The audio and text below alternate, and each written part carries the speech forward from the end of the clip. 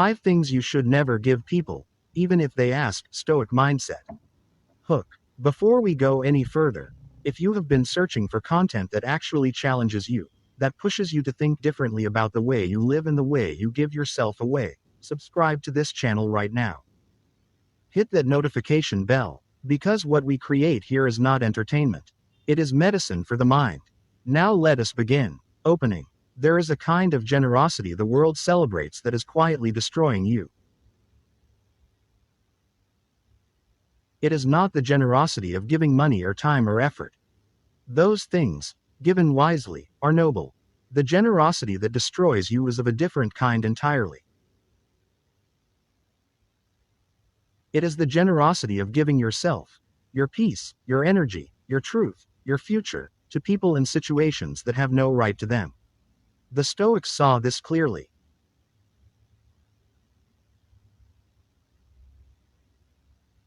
Marcus Aurelius, Epictetus, Seneca, these were not cold men. They were not teaching you to become a stone wall against the world. They were teaching something far more radical. The discipline of knowing what belongs to you, what does not belong to anyone else, and what must never be handed over regardless of how loudly it is demanded. We live in a culture that confuses self-sacrifice with virtue. We have been taught that the giving person is the good person. That saying yes makes you kind. That pouring yourself out for others is the highest form of love. And there is truth in that, but only partial truth. Because the Stoics understood that there are certain things which, when given away, do not make you generous.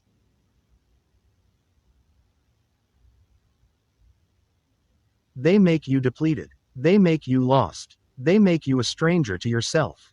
This is the conversation we are having today. 5 things you should never give people, even if they ask, even if they demand, even if they make you feel guilty for withholding them. 5 things the Stoics would have guarded with their lives.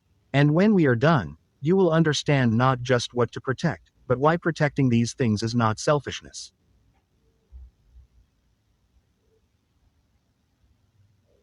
It is wisdom. It is survival. It is the foundation of a life worth living. The first thing, your peace of mind.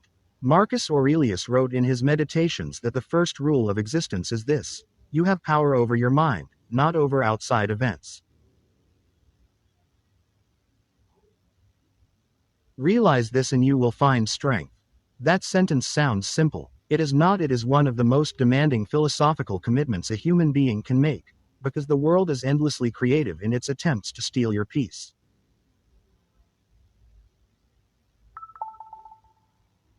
People will ask for your peace without using that word. They will come to you with their drama and expect you to absorb it. They will bring their crises, some real, some manufactured, and present them at the door of your inner life like a toll that must be paid. They will create chaos and expect you to manage it. They will be consistently inconsistent and expect your emotional steadiness to compensate for their instability. And if you are a caring person, if you have been taught that loving people means absorbing their pain, you will give it every time. Until there is nothing left. The Stoics called this the discipline of assent. The understanding that no external event, no other person, no circumstance has the power to disturb your peace without your permission. Epictetus, who was born a slave and knew something profound about having no external control, taught that the only true freedom is the freedom of the inner life. No one can take that from you, but you can give it away. And most people do, daily, without realizing it. Your peace of mind is not a resource you have in surplus. It is not renewable on demand. It is the foundation of everything else. Your thinking, your decision-making, your relationships, your creativity, your health. When it is gone, everything built on top of it becomes unstable. This does not mean you become indifferent to the suffering of people you love. The Stoics were not preaching indifference. Seneca wrote at length about the importance of friendship, of genuine love, of being moved by the pain of others. The distinction is between being moved and being consumed. You can care deeply without giving your center away. You can be present for someone in crisis without becoming part of the crisis yourself. The practice is this: when someone comes to you with chaos, before you absorb it, pause. Ask yourself, is this mine to carry? Can I help this person from a place of stability rather than merging with their instability? The answer will often be that you can do far more for them by remaining grounded than by dissolving into their turbulence with them. Guard your peace, not as an act of coldness, as an act of stewardship. Because a person at peace is infinitely more useful to the people they love than a person who has surrendered their peace in the name of love.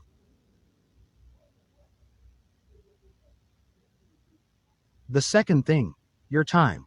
Seneca wrote one of the most arresting opening lines in all of philosophical literature. He began his essay on the shortness of life with this observation: it is not that we have a short time to live, but that we waste a great deal of it. And then he said something that should stop every one of us cold: the life we receive is not short, but we make it so we are not poorly endowed but wasteful of it. He wrote that 2,000 years ago. It has never been more relevant. Time is the only thing you can never reclaim. Money lost can be earned back. Relationships strained can be repaired. Health compromised can sometimes be restored. But an hour given to the wrong meeting, the wrong conversation, the wrong obligation accepted out of guilt, that hour is simply gone.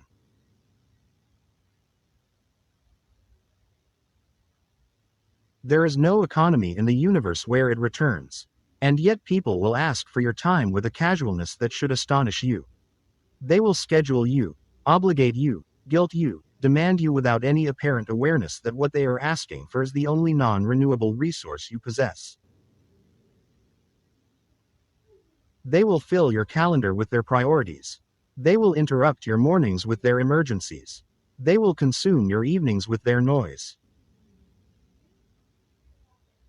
And if you are not vigilant, if you have not made a deliberate, even fierce commitment to the stewardship of your hours, you will look up one day and find that you have lived someone else's life. The Stoics distinguished between what they called preferred indifference, things that have value but are not absolutely necessary, and the truly essential. Time sits in a category above all of those. It is not a preferred indifferent. It is the container in which your entire existence unfolds. Without it, nothing else is possible.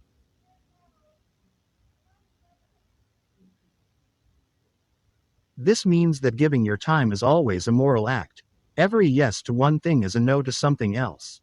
Every hour spent in an obligation you did not freely choose is an hour not spent building what you were meant to build, becoming who you were meant to become, or simply being present in the moments that constitute a life actually lived. None of this means you never give your time to others. Of course you do. Generosity of time, directed with wisdom, is one of the greatest gifts you can offer.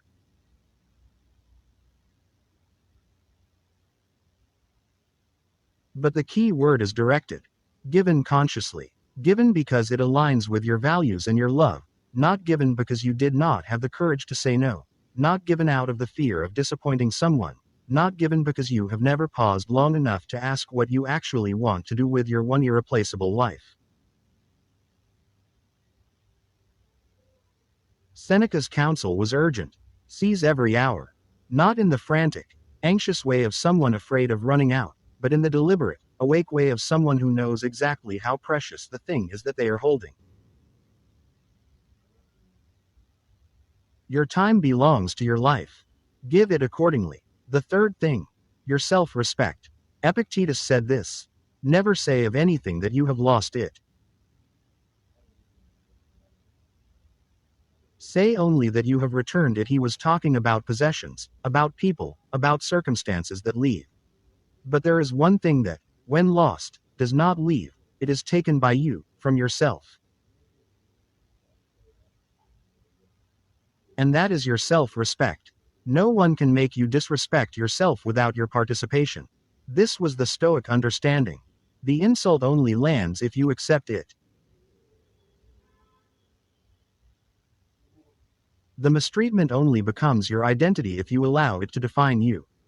The boundary crossed only stays crossed if you do not redraw it. But here is where people give something they should never give.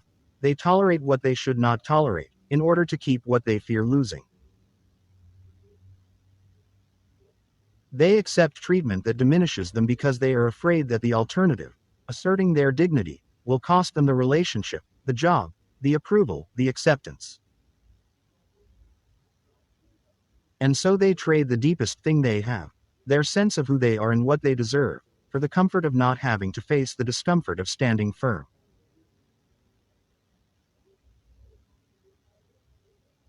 The Stoics would call this a catastrophic bargain, because what you gain by trading your self-respect is never worth what you lose. The relationship maintained through self-erasure is not the relationship you wanted. It is a performance of connection built on a foundation of your own diminishment.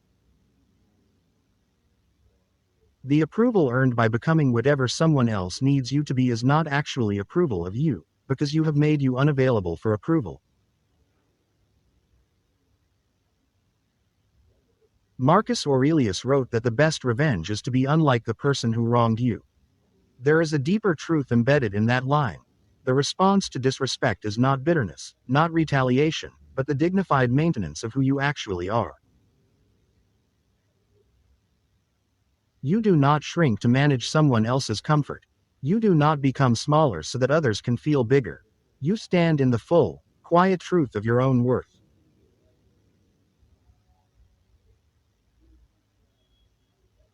This is not arrogance. Arrogance is the performance of superiority to mask inner insecurity. Self-respect is simply the accurate recognition that you have dignity, not because you have achieved something or earned something, but because you are a human being with an inner life, with values, with the capacity for reason and love.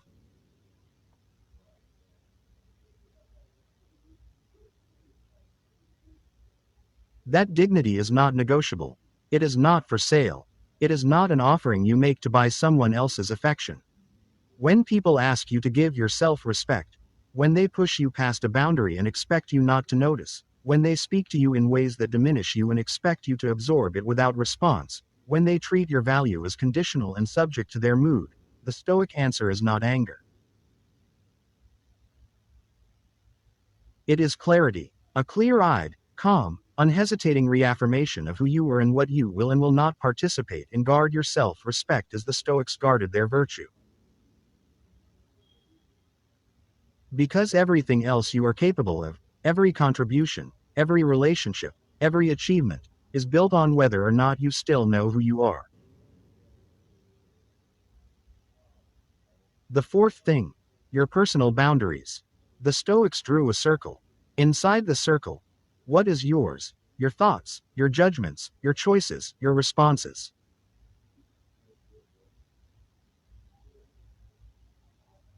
Outside the circle, everything else, other people's opinions, external events, the behavior of others, the fluctuations of fortune.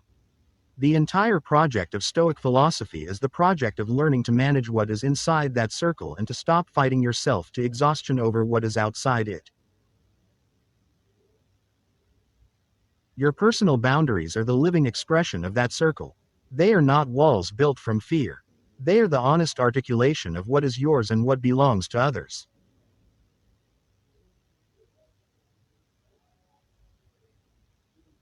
They are the physical, emotional, and psychological lines that define where you end and where someone else begins. And they will be tested.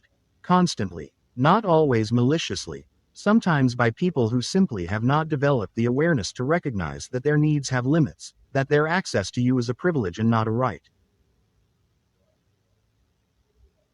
But whether the testing is conscious or unconscious, the response required of you is the same. The quiet, firm maintenance of what you know to be true about yourself and what you require.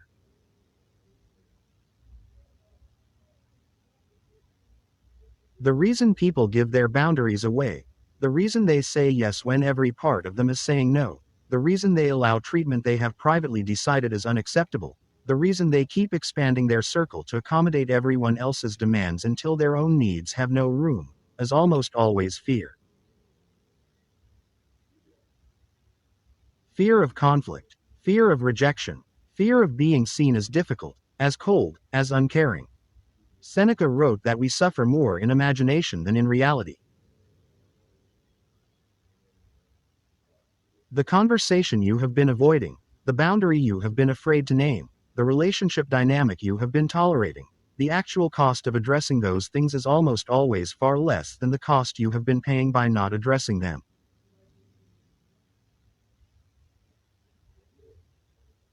Because unspoken boundaries do not disappear. They turn into resentment. They turn into slow, quiet withdrawals from people you once loved. They turn into the exhaustion of performing an openness you no longer feel because you gave so much that there is nothing genuine left to offer. The Stoic practice of maintaining your circle is not an act of withdrawal from life. It is the opposite. When you know what is yours and you protect it with clarity and consistency, you become more genuinely available to the people inside your life, not less. Because what you offer them is real. It is not performance. It is not the desperate generosity of someone who cannot say no and therefore cannot be trusted to say yes from a true place. Your boundaries are not an imposition on the people who care about you. They are the information people need to actually reach you. They are the honest map of where you are and how to meet you there. The person who respects your circle will step back when you draw it, and what they find inside, when they are invited in, will be something genuine and worth finding.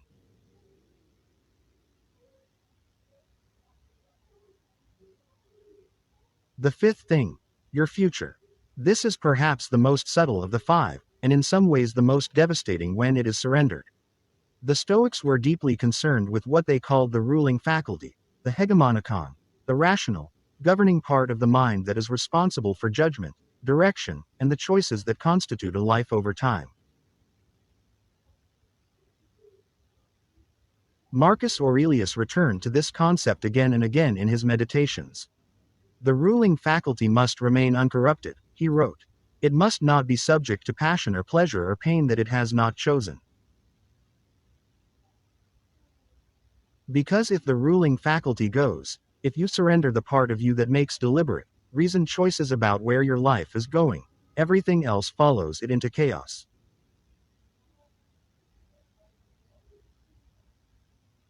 Your future is the accumulated result of your present choices.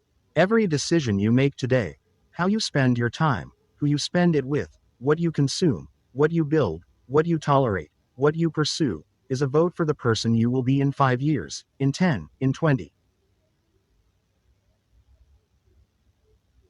And the extraordinary thing about being human is that we have genuine agency over that vote.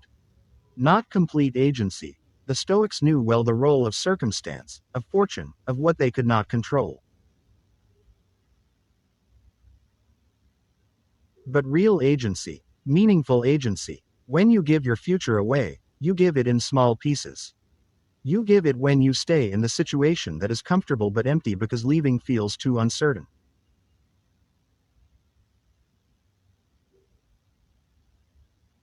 You give it when you keep agreeing to someone else's vision of who you should be because their disappointment feels unbearable. You give it when you sacrifice the long-term thing that matters, the creative work, the education, the health practice, the relationship that calls you toward your best self, for the short-term relief of avoiding discomfort or conflict. People will ask for your future without knowing they are asking. The person who demands all your emotional energy and leaves none for your own growth is asking for your future.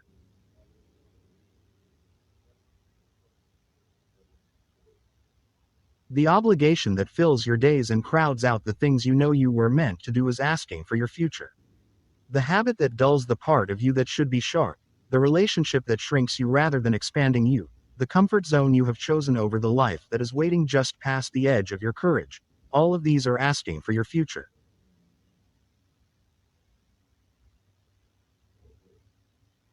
The Stoic answer is the daily return to the ruling faculty. The daily question: am I making choices that the person I want to become would make? Not the person I want others to think I am. The person I actually want to be, in the privacy of my own conscience, judged only by the standards I genuinely hold. Chrysippus said that the wise person lives for the present, but not as a prisoner of it. They hold the present and the future in simultaneous view. They make the choice in the room they are in while remaining aware of the life those choices are building or dismantling. Do not give your future to anyone who has not demonstrated that they will hold it with the care it deserves. Do not give it to comfort. Do not give it to fear. And most of all, do not give it to the version of yourself that wants the path of least resistance, that whispers that it is easier to drift than to steer. Your future is yours. It is the only truly blank canvas you have left. Guard it with the full force of your Stoic will. The integration. What keeping these 5 things actually creates. Now here is what some people will misread about everything we have said. They will hear, never give, and think, become closed. Become guarded. Become someone who holds everything tightly and offers nothing. That is not the Stoic teaching. That has never been the Stoic teaching. What the Stoics understood, what Marcus and Seneca and Epictetus taught across centuries of profound reflection on human life, is that you cannot give what you do not have. The depleted person has no real peace to offer. The person who has no time has no genuine presence to share. The person whose self-respect has been eroded cannot fully respect others. The person without functional boundaries has no real self available to connect with. The person who has surrendered their future has no meaningful contribution to make to anyone else's. Protecting these 5 things is not an act of hoarding. It is an act of cultivation. When you guard your peace, you cultivate an inner environment from which real wisdom and calm and love can grow and be shared.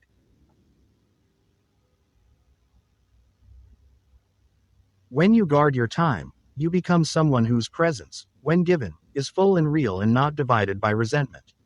When you guard your self-respect, you become someone capable of genuine relationship, not the performance of relationship in exchange for approval. When you guard your boundaries, you become someone safe to be around, someone whose yes means yes and whose no means no. When you guard your future, you become someone who is actually going somewhere, and who can therefore be genuinely useful to the people traveling alongside them. The Stoics were not individualists in the modern sense. They believed deeply in community, in duty, in the bonds between human beings. Marcus Aurelius governed an empire with that philosophy. Seneca mentored students for decades. Epictetus ran a school. They were deeply, practically engaged with other people. But all of that engagement was built on the foundation of an inner life that they protected, tended, and refused to surrender. That is what you are building when you protect these 5 things. Not a wall, a foundation, not isolation, integration, the ability to be fully in the world without being consumed by it. The daily practice. How the Stoics actually did this. Philosophy without practice is decoration. The Stoics knew this and lived accordingly. So how do you actually implement what we have discussed? What does it look like on an ordinary Tuesday, in an ordinary life, with ordinary pressures and ordinary people making ordinary, and sometimes extraordinary, demands? Marcus Aurelius began every morning with what scholars call his morning meditation. Before the day began, before the court assembled, before the decisions and the demands flooded in, he would sit with himself and recall what the day would require. He would remind himself of his values. He would prepare, not for the specific events that would unfold, but for the quality of person he intended to be while they unfolded. This is the first practice, the morning question. Before your day takes hold of you, take hold of your day. Ask yourself, what might be asked of me today that I should not give? Whose needs might press against my peace, my time, my self-respect, my boundaries, my future, and what is my intention in those moments? This is not rehearsal for battle. It is the calm, clear preparation of someone who knows who they are and intends to remain that person. Seneca practiced evening reflection. Each night he would review the day. He wrote about examining the day's events as a judge, not a torturer, looking not for self-punishment but for honest assessment. Where did I give something I should have kept? Where did I hold firm? Where was I moved by something that should not have moved me?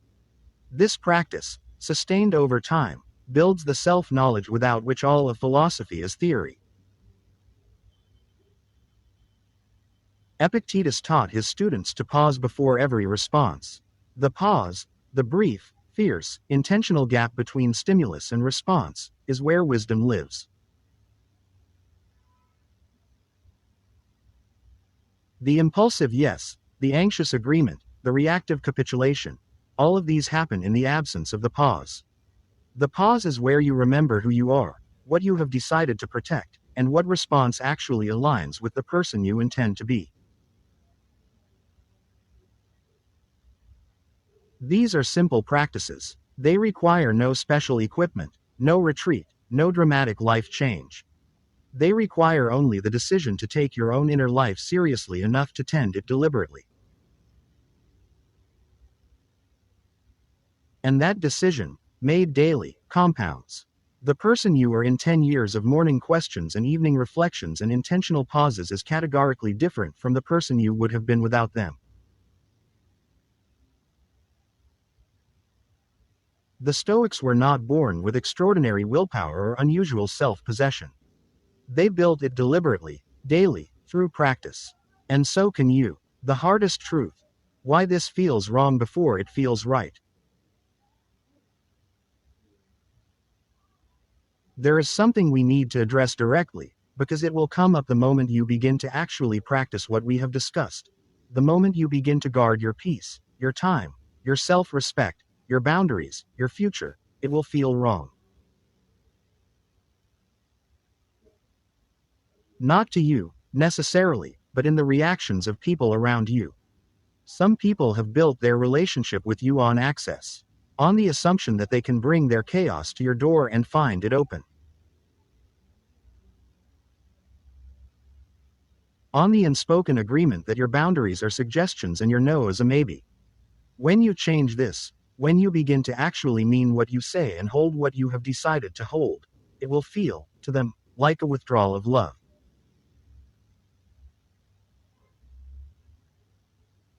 Like you have become cold, like something is wrong. This is the test, and the Stoics would tell you, this is also the information. Because the people who genuinely love you, who love you for who you actually are rather than for what you provide them, will ultimately respect the change. They may not understand it immediately.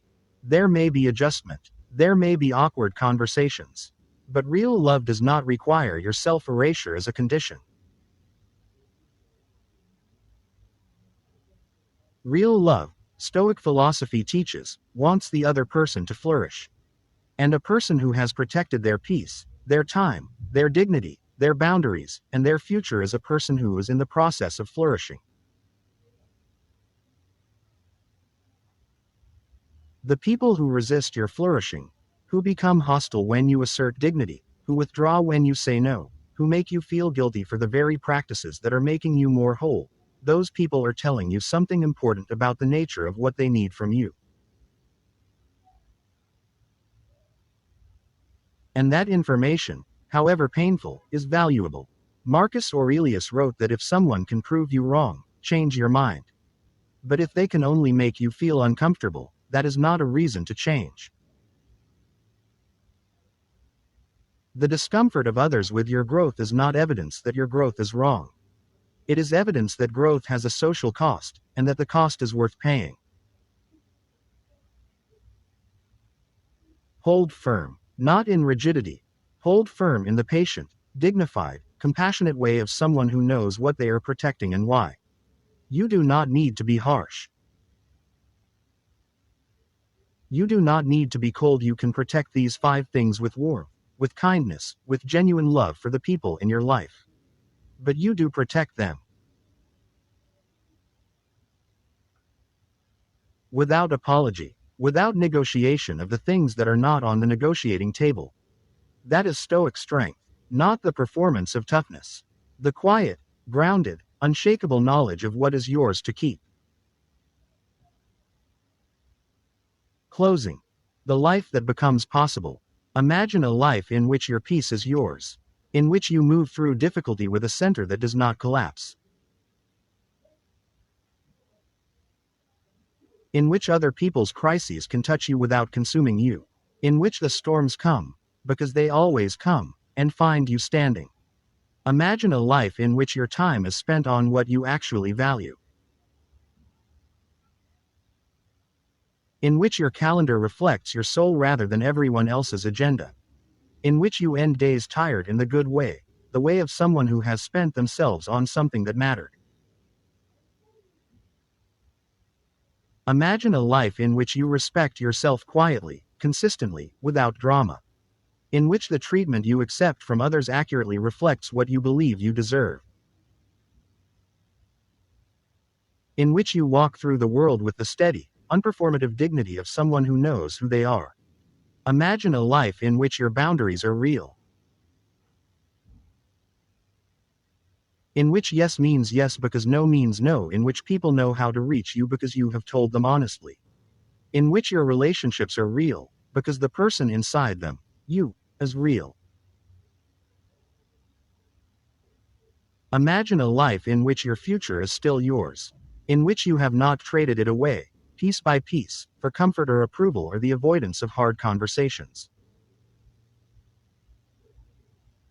In which the person you are becoming is someone you genuinely recognize and genuinely admire. This is not a fantasy. This is the life the Stoics were describing. Not a life without pain, without loss, without the inevitable difficulties of being human. But a life in which you are present for all of it as yourself. Fully, genuinely, irreducibly yourself. Marcus Aurelius called this the inner citadel, the fortress that no external event can breach, not because you have hidden from the world, but because you have built something inside that the world cannot touch. These 5 things we have discussed today, your peace, your time, your self-respect, your boundaries, your future, they are the building materials of that citadel.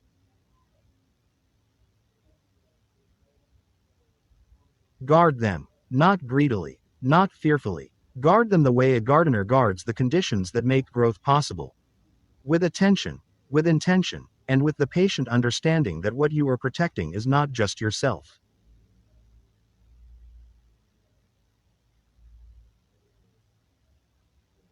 It is the best version of yourself. And that version is the greatest gift you could ever offer the world. Subscribe. Call to action. If something in this video landed differently, if you found yourself nodding not just in agreement but in recognition, in that deep place where you know something is true because it matches something you already felt, then I want you to be part of what we are building here.